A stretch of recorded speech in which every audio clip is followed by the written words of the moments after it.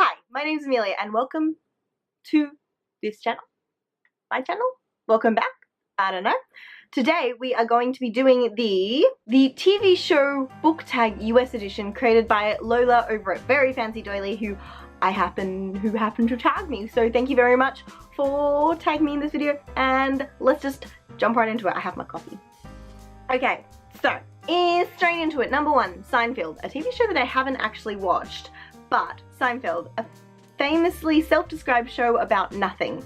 Name a book that has very little plot. And I could be wrong, but I'm going to go with released by Patrick Ness on this one. Although I loved it, I'm not quite sure how much happened.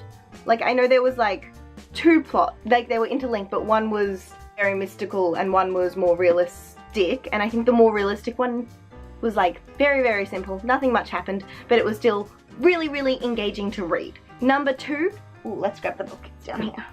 Number two, Friends, Ross and Rachel. Ross and Rachel were the star couple of the 90s, so name a book with a badly written or problematic romance. Now really, I could go with any book from YA from the time when I was like 13 or 14. But in particular, I'm going to go with Vampire Academy. Although Rose and Dimitri is a ship and I do like them because like they balance each other out and stuff. He is 7 years her senior. She is 17 and he is 24 or something like that, and yikes. Also, he's her teacher as well. That's wrong as well. That's problematic. That's like a big no-no, illegal. Maybe, I guess it's different in the Vampire Academy world, but still, ugh. Stop. Yeah. Rose and Dimitri from Vampire Academy are my Ross and Rachel problematic pick. Number three, The Office, a TV show that I have never really gotten into as well, like Seinfeld. This show thrives on so many characters in a boring setting. So name a book with many characters, or name a book that is in a boring setting. And for this one, I'm gonna do both of these parts. So the first one is name a book with lots and lots of characters, and I'm gonna go with Game of Thrones, but I can't find my copy of it somewhere in my room or out there. So I'm gonna go with Nevermore, or more specifically Wondersmith by Jessica Townsend. I needed to have like a list, like a cheat sheet of all the characters, because there's like a core group of 3-ish, and then there's like a larger group of like 7 or 8 characters, plus extra ones that I'm like, who are all these people? So yeah, and then for the second part of it was name a book in a boring setting. I'm gonna go with Twilight, because Forks would be boring if there weren't vampires.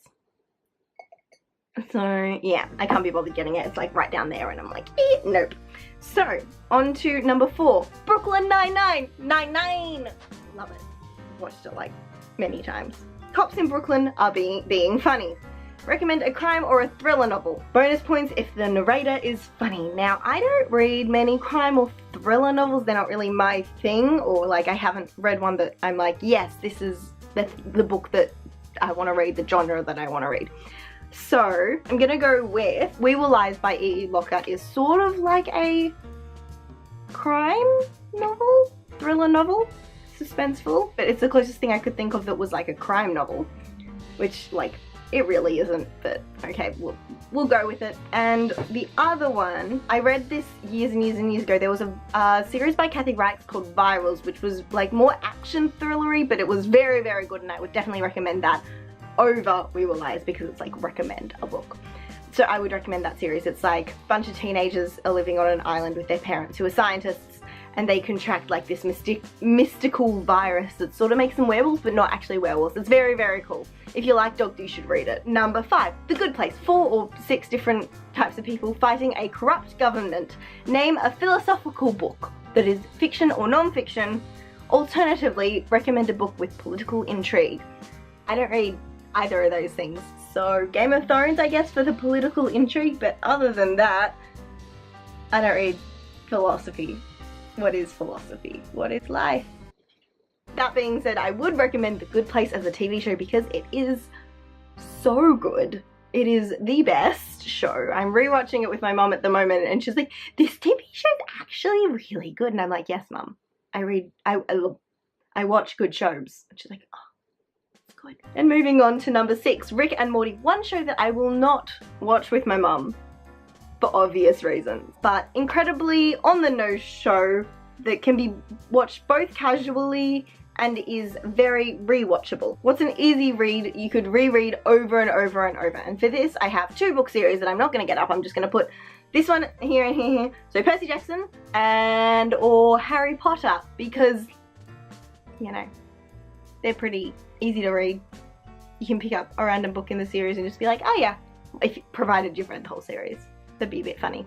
I was once in a bookstore years and years and years and years ago when I was like maybe 12, and there was one kid looking at the Harry Potter books in like the kids section, and he's picked up Half-Blood Prince and read the back and like, Mum, I want this one. And the mum's like, oh, that's the 6th in the series, don't you want to read the first one? And he reads the first one and is like, no, I want to read this one. And I'm like, what are you doing?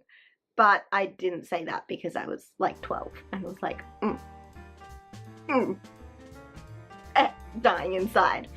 Anyway, moving on to number 7, Crazy Ex-Girlfriend, which thank you Lola for putting Crazy Ex-Girlfriend into this tag, because I was like completely against watching it, but I didn't realize it was a musical, and I love musicals, so of course I checked it out and now it's one of my favorites.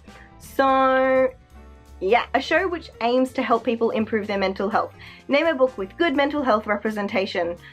And for this, I'm going with, I haven't talked about this book on my channel, but Neverland by Margot McGovern, I think personally has quite good mental health representation. It's about a bunch of kids in like in like a mental health institution, and their friendships and stuff as they're going through like the place, and the place is called the island they call Neverland. I thought it had very good representation, although I wouldn't read it. It could be triggering if you have like mental health problems, but of course that's up to you to judge. But I thought it did a really good idea, or a good thing of not making it something to be attained, if that makes sense, like not showing mental, I can't think of the word right now. And then there is a bonus question, which is How I Met Your Mother, which is an incredible TV show. There was no way a show with this premise would have a satisfying ending for everyone. And name a book with an ending that flopped. And Divergent, obviously, is the easy one to go for. I don't know where my copy of Divergent is. But Divergent obviously is the easy one to go for because Divergent was... Allegiant was an interesting one. But also, since that is way too easy, I am going to go with this chunker of a book. Inheritance by Christopher Paolini, the 4th book in the Inheritance cycle, or the Eragon series. There were just so many unanswered questions, and just like one thing that what was I was like 13 years old when I read this. My 13-year-old brain was like, no, they need to at least kiss, which of course if you've read it you know exactly what I'm talking about. But now looking back I'm like, okay, that was a good choice. I like that choice now looking back on it, but back then I'm like, no, need the satisfaction. But yes, so that was the US TV show book tag. I tag Cara Bottrell, Sydney Isabel, and Mason from the GD 256, and all of you, of course, if you would like to do it. It's a really fun tag, I would recommend. So yeah, I'll link the original video down below and put the questions and my answers to them down below. And I will see you in the next video. Thank you so much for watching. I hope you have a really lovely day. Bye. Getting the books is fun. Getting the books is so much fun.